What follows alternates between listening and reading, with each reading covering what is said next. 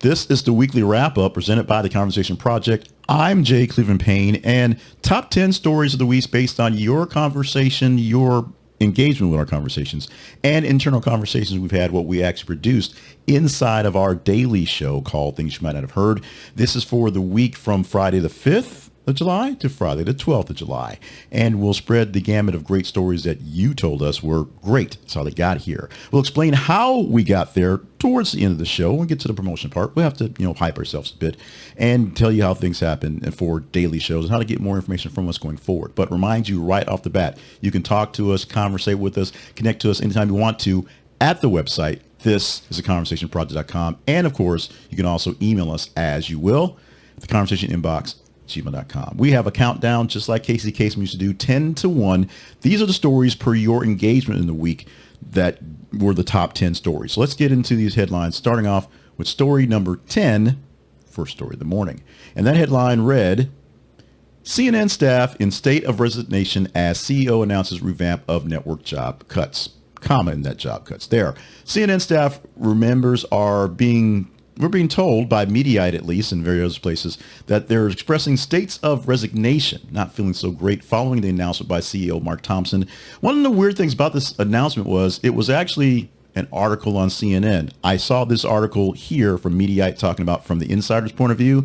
And then CNN posted their own article, basically an op-ed by their CEO saying what's going to happen. Basically, the big thing is 100 jobs being lost total, which is not a big number. But across the spectrum, what's happening, 100 jobs lost, that was already seeming like a sinking ship as it is, and a rebrand of how things are working, dealing less with the written word on digital, more on video stuff, which is where things are going. That's a big thing. And of course, many people are wondering if heads will roll at the top ends, whether some of the top anchors who make the big money are going to keep big money or stay there, as they're finding out that the ratings aren't matching the numbers for ads, if you will. Everything's based off of money, and that's where we're at this week with CNN being in a panic mode inside, as they should be panicking because the numbers aren't numbering at the moment. Number 9 story. This is a story we actually did not cover during the week, but this is a very sad story to give you right now. It got the number 9 amount of engagement for the week, and it is this one. Tennessee girl reported missing last month, found dead. Investigation underway. From the article as posted over the weekend, last weekend. Trinity Bostic, a 17-year-old girl from Tennessee, was found dead after being reported missing on June 29th. Her remains were recovered in Hendersonville, Tennessee. A 17-year-old boy has been arrested and charged with first-degree murder in connection with her death. Story number 8 is a story we've actually covered 4 times out of the week in 4 different headlines. The highest rated headline, and to be fair, we actually combined a couple here or there to make sure it was, viable. But the highest rated headline we have is at number 8 for this week. Headline reads, Horizon, an American saga, video on demand release date revealed, and it's before Kevin Costner's second sequel hits theaters. What has happened with Horizon, American Saga? Part 1 went to theaters about 2 weeks ago. Part 1 dropped out of the top 5 after a week. And part 1 will be on video on demand on July 15th. Now, the original plan was to have it not go on a video demand for a while. In fact, the next iteration of the movie, which was scheduled to come out in August, is no longer on the docket for release in the theaters. That's another case that we did this. It started off with the movie's not doing so great, to the movie's going to video on demand early, to the movie is dropping its release date for the second sequel of it, 4 parts in it. I have said over the week of covering it that it's a 5-hour movie. It's not a 5-hour movie. It's a 3-hour movie. So it's not that bad, but 3 hours. Some people love it because they like gritty old Western stuff. Some people thought they want more Hollywood Western. Some people aren't really digging the fact that it's taking 4 movies to tell a story. I've not seen it, so I can't tell you how the story works, but this is something that Kevin Costner put a lot of personal time, personal effort, personal clout, and personal cash money into. We're going to see how this plays out going forward when all 4 parts are done. The first 3, I think, are done. This is basically finished the last one. It will get done. It will be completed. Will this be a extended version of Waterworld for Kevin Costner? Time will tell to that point. We do have the next story at number 7. And this one is one where we're starting to fade away with the Caitlin Clark talk, but I think it's only because all the Biden debate talk we had this week and all the Trump sort of not debate talk we had this week. And oddly enough, they're not in the coverage for the top 10, but they were covered completely. So we had plenty of them in the coverage, but based on the high amount of engagements to make the top stories of the week, this story at number 7 surpassed going in from Friday, going through the weekend, and it's a big deal.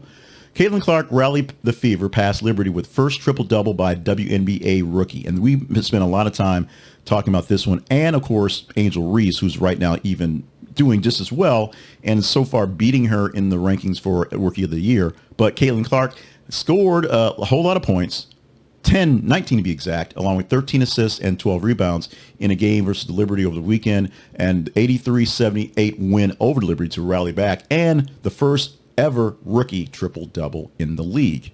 I think she's going to have a pretty good career. I think she'll do well with those girls. Meanwhile, this girl's trying to get some stuff done and really, poking the finger at the establishment. What's happening with AOC? Well, Alexandria Ocasio-Cortez, why am I butchered now? Alexandria Ocasio-Cortez is introducing articles of impeachment for Supreme Court Justice Samuel Alito and Clarence Thomas. These articles accuse the justice of failing to recuse themselves from cases where they had personal biases or financial interests, and of not disclosing income and gifts from Republican donors, mega donors, if you will. The charges against Thomas also include not recusing himself from matters involving the spouse's financial interests in cases for the court, because his spouse, that's Mrs. Thomas, has a lot of dealings with people who are working Washington insiders and is pivotal, believe it or not, to the January 6th riot, insurrection, picnic, based on who you want to call it, who would say talking about it. And that he won't recuse himself from any of those things. Alito and Thomas don't recuse themselves from anything that they may have some sort of interest. They have a friend on the court going forward with a thing. This will go nowhere, but for the record, and we put in the record, it happened. Also in the record, Bronny James made his debut in the NBA in the Summer League with a not so spectacular performance. He scored his first points of about 5 minutes and 51 seconds left before halftime in the game. Didn't do a spectacular, stellar performance, but showing flashes of what could be good going forward. More or less like his time in college. I'm not sure what his time in high school really was like. He was a good player based on where he was, but in college, I won't say he was exposed, but he played against higher competition where other folks are out there doing whatever. Plus, he had to take his time away from waiting for his general heart defect diagnosis. Bronny James will be fine. The Lakers will be okay. LeBron James took a small pay cut, so they're hoping to grab a cheaper veteran that can help them put the pieces together to win a championship right now and not later on. But this is what's going to happen. LeBron James and Bronny James will do fine this year. They'll find some ways to do whatever. They'll hype it up to the best unless they both become terrible. And then we will all join in the ranks of complaining, because that's what we do. We're all essentially trolls in the grand scheme of life. Another extremely sad story for the weekend. And this is a story we actually didn't do much coverage of. Didn't do any coverage of in the Daily Show, but this is one that is the number 4 ranked by your engagement, pure engagement from you guys out there. And the headline reads, Norwegian cyclist Andre Drage, 25, dies after crashing in race.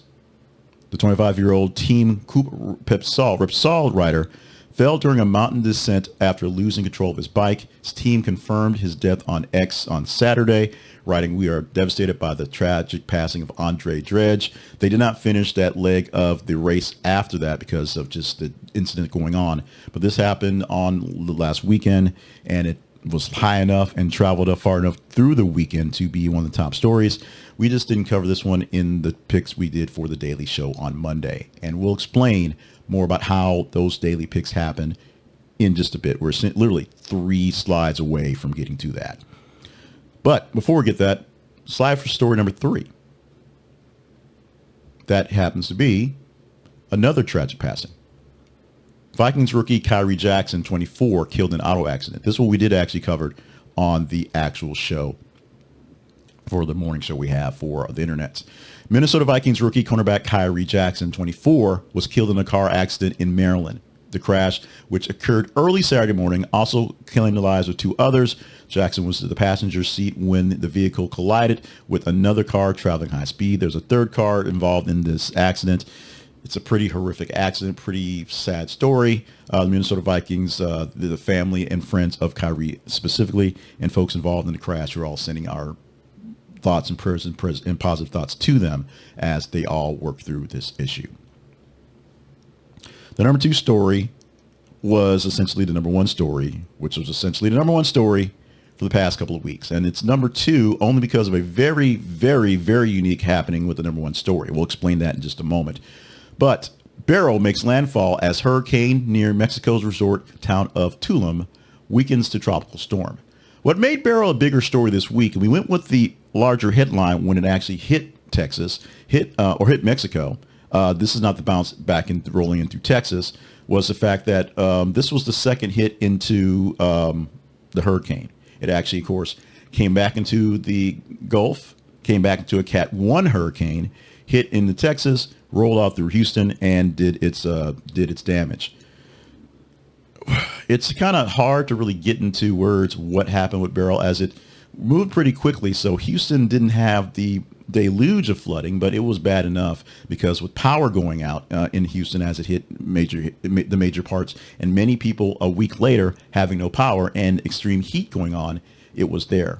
The big hurricane, tropical storm, tropical depression, big storm rolled all the way up through New York to Canada, hitting places like New York and Vermont, essentially a year past the last big storm hitting those places. The legion of those places and showing that climate change is real, and this is something they really need to worry about going forward. Some places that did not get recovery from Vermont a year ago are now being overloaded again with water. This is just the headline from Beryl hitting in Texas, the second hit towards land. But when it hit land and stayed on land and gave many people many stormland issues, it became a big deal. Right now, we are definitely looking at Houston, which is near us, and the heat they're having, which is what we're having here in Arkansas, except there are still millions of customers in Houston not expecting power until Monday. And now the number 1 story of the week, the top story, this one by leaps and bounds. It was the number 1 story on X by leaps and bounds, which pushes everything else. But the very oddness of the story, it's a story that happened overseas, story happened in Britain, a very tragic story. But it got some hits here in the news coverage I watched here. We've got, the news hits and the breaking stories, but didn't become such a long-standing overtaking story. Of course, Biden was long-standing overtaking because of that. But here it is, and we'll get into some tidbits onto why it was such a big deal in just a bit in the coverage. The number 1 story for this week per your engagement. BBC commentator John Hunt's wife and 2 daughters killed in alleged crossbow attack. And it was alleged, it pretty much happened. Now, many people, commentators from overseas in London, said they don't have a lot of issues with gun attacks like here, but knives and crossbows are apparently free game. Things with pointy edges on them are something that happen fairly often, if you will, and to various levels like this. The commentator John Hunt, his wife Carol Hunt, and their 2 daughters Hannah and Louise were tragically killed in a crossbow attack at their home in Bushey, Hertfordshire. Now, the suspect, Clow Clifford, was apprehended in a manhunt and is currently in hospital, still dealing with his wounds from the apprehension. They believe that Clifford had a relationship with the younger of the daughters, Hunt daughters, but they're not exactly sure with that. They've not had full detail to talk to him or have not seen any updates on that on our end of the pond. It was just a thing where the very sad thing is they actually survived the attack. All 3 were alive to call emergency services, but then by the time they were responded to, they had died in the scene. This is a horrific attack. When we get more details, we'll give them to you as gingerly as we possibly can. But this is one, as I said, from overseas, and this is July right now, based on the quick numbers looking at it, and it's still getting responses from X and Facebook as people see this days down the line. This will be probably the top story of the year, at least by numbers shown right now. We've had a lot of big stories and big coverage and some things we've combined to make them big. This one on its own, one single posting has been so large, it has basically shaken the boundaries of what we have for coverage in our stories and what we do going forward. We'll have to take a look and go through the forward archives for the year. But right now, just a quick look. the numbers for this one was so big, so quickly, so massive that it made a big deal. Take a quick break from the news headlines. We have some more news, including stories that we actually covered that we call in the coverage top 10 as opposed to the engagement top 10, and the story that mattered the least. We'll get to that one as well. The way far off, way far out of range story, the very bottom of the list this week. But first, let's do a quick talk about our sponsor for this video, and that is Ground News. Ground News is an awesome app, awesome service. You can check it on the web. You can check it on your phone, and you can get more news that is really more news. If you're a news junkie like I am and want to know who's covering what, we do our best to give you stories from various different sides of the aisle.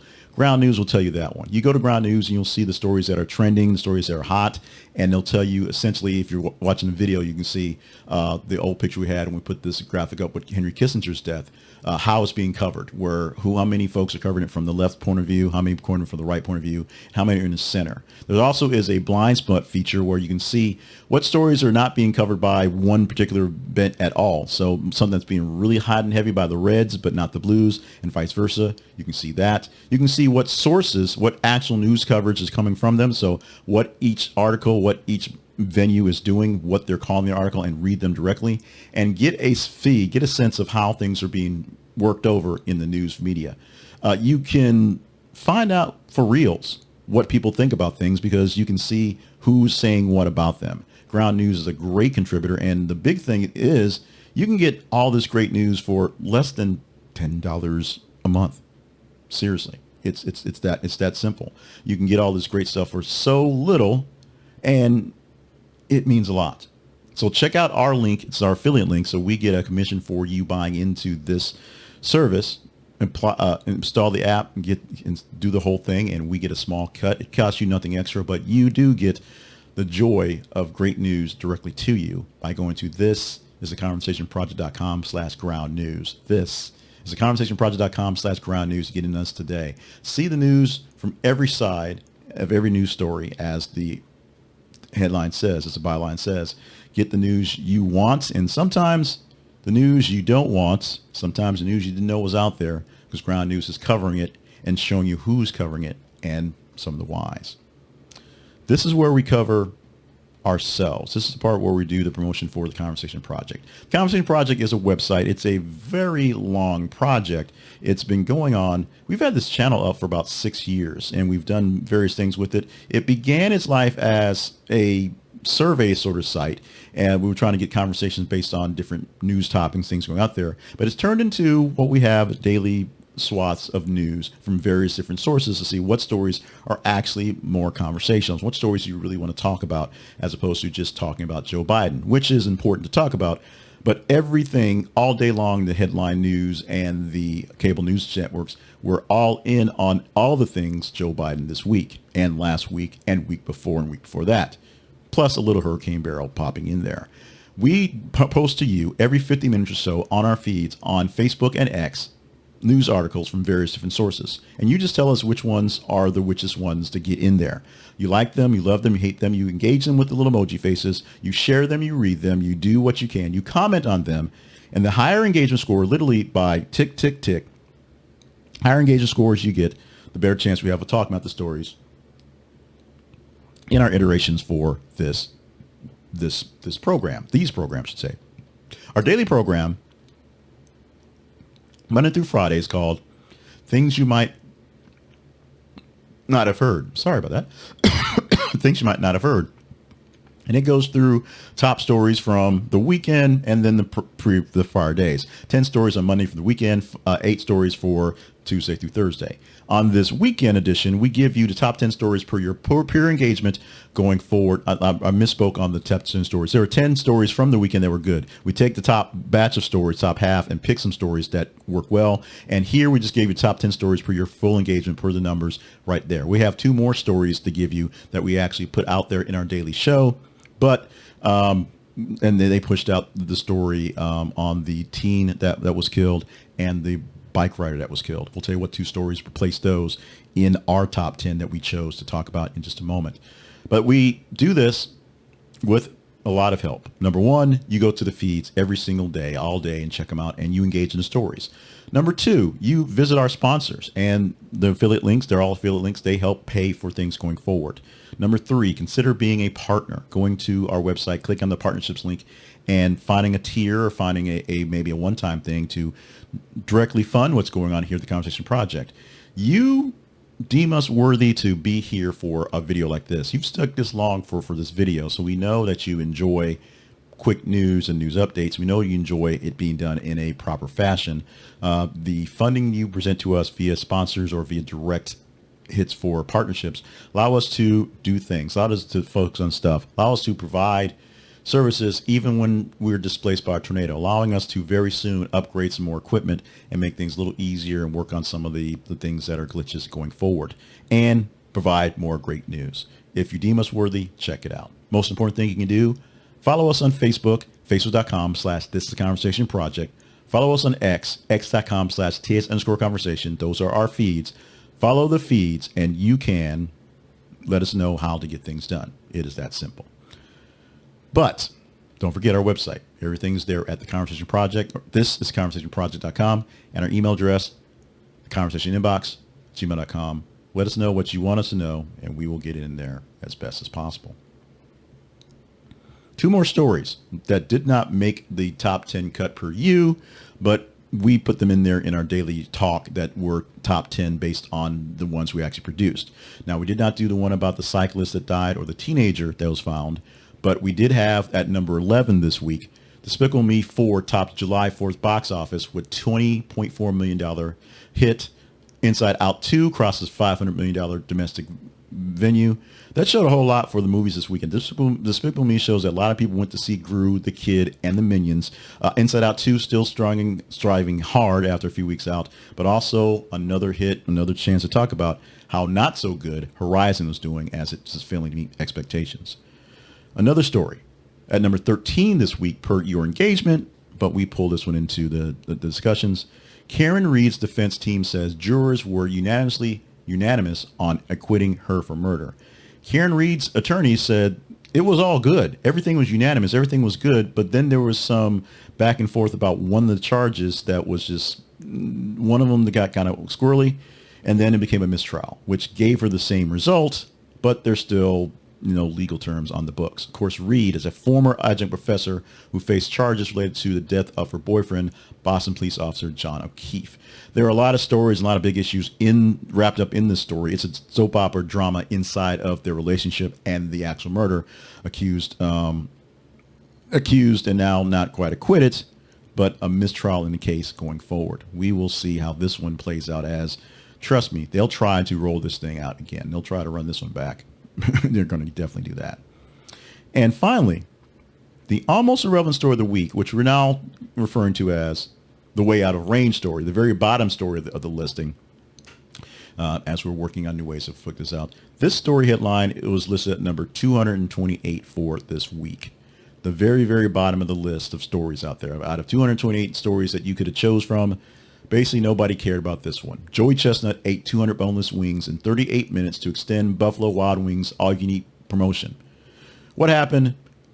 Day Charge, being B-Dub, said if Joey Chestnut can beat this wing challenge, 200 wings in the time allotted, we'll keep the unlimited boneless wings promotion going on. Now, we've also talked this week about how boneless wings don't exist. That got out there a little bit, so there's that. But Joey Chestnut ate 200 of these things in 38 minutes, and that allowed Buffalo Wild Wings to extend the challenge. I don't have in the notes how long it's being extended, but I think it's being extended until the end of this month. So it's a couple more weeks of all-you-can-eat boneless wings at B-Dubs. Thank you for Joey Chestnuts. As we say, all heroes don't wear capes. Quick shout out to our partners this week. These are partners Harold Braxton, Colby Green, and Eldon Kidd, who are in our $5 cup of coffee range. We have various tiers of supporters. These folks are in the $5 a month range for giving us money directly via Buy Me a Coffee. So if you go to buymeacoffee.com/jclevelandpayne and tell me you want to support the Conversation Project, various different levels to get into, whatever you can afford or whatever's there. If you can't afford anything there, or you just want a one-time donation, Buy Me a Coffee works there as well. You can go to our partnerships page and you can see places for the Venmos, the Cash Apps, those things like that. The most important things, as we say, are to make sure you are hanging out with us in all familiar places. That, of course, is our website. This is theconversationproject.com. Our email address, commenting to us at theconversationinbox@gmail.com. And at least in this program, this slide is fixed. Fixable.com/thisisconversationproject and x.com, showing Elon that love and respect, th_conversation. Those are our feeds. Go to our feeds, and every 50 minutes or so, whenever you're watching this video, whether it's more or less on the day of, on Saturday, the 13th, or somewhere down the line because you just not got to it, we are alive, we are surviving, we are producing to you links to various news sources so you can engage in the stories and you can tell us what news articles, what news stories are conversational.